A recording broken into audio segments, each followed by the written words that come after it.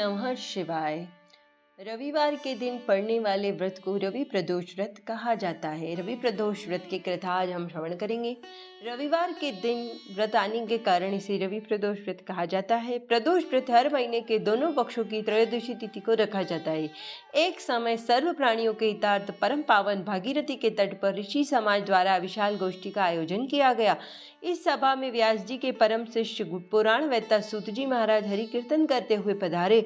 सूत जी को आते हुए देखकर शौनक आदि 88,000 ऋषि मुनियों ने खड़े होकर दंडवत प्रणाम किया। महाज्ञानी सूत जी ने भक्ति भाव से ऋषियों को हृदय से लगाया और आशीर्वाद दिया। विद्वान ऋषिगण और सब शिष्य आसनों पर विराजमान हो गए। शौनकादि ऋषि ने पूछा, हे पूज्यवर महामते, कृपया कर यह बताने की कष्ट करे कि कष्ट मंगलप्रद कष्ट निवारक यह व्रत सबसे पहले किसने किया और उसे क्या फल प्राप्त हुआ। श्री सूत जी बोले, आप सभी शिव के परम भक्त हैं। आपकी भक्ति को देखकर मैं व्रती मनुष्यों की कथा कहता हूँ, ध्यान से सुनो। रवि प्रदोष की व्रत कथा। रवि प्रदोष व्रत कथा के अनुसार एक गांव में यति दिन ब्राह्मण निवास करता था। उसकी साध्वी स्त्री प्रदोष व्रत किया करती थी। उसे एक ही पुत्र रत्न था। एक समय की बात है, वह पुत्र गंगा स्नान करने के लिए गया। दुर्भाग्यवश मार्ग में चोरों ने उसे घेर लिया और वह कहने लगे कि हम तुम्हें मारेंगे नहीं, तुम अपने पिता के गुप्त धन के बारे में हमें बतला दो। बालक दीन भाव से कहने लगा, बंधुओं, हम अत्यंत दुखी दीन है, हमारे पास धन कहाँ।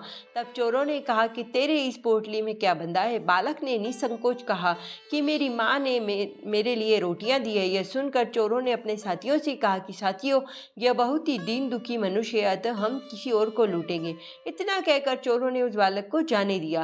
बालक वहां से चलते हुए एक नगर में पहुंचा। नगर के पास एक बरगद का पेड़ था। वह बालक उसी बरगद के वृक्ष की छाया में सो गया।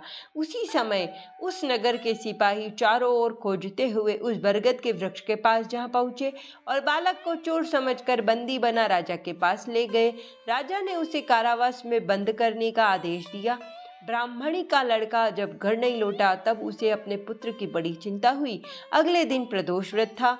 ब्राह्मणी ने प्रदोष व्रत किया। भगवान शंकर से मन ही मन अपने पुत्र की कुशलता की प्रार्थना करने लगी। भगवान शंकर ने उस ब्राह्मणी की प्रार्थना स्वीकार कर ली।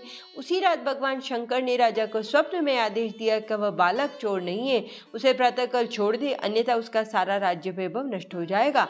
प्रातःकाल राजा ने शिव जी की आज्ञा अनुसार उस बालक को कारावास में मुक्त कर दिया। बालक ने अपनी सारी कहानी राजा को सुनाई। सारा वृतांत सुनकर राजा ने अपने सिपाहियों को उस बालक के घर भेजा और उसके माता पिता को राज दरबार में बुलाया। उसके माता पिता बहुत ही भयभीत थे।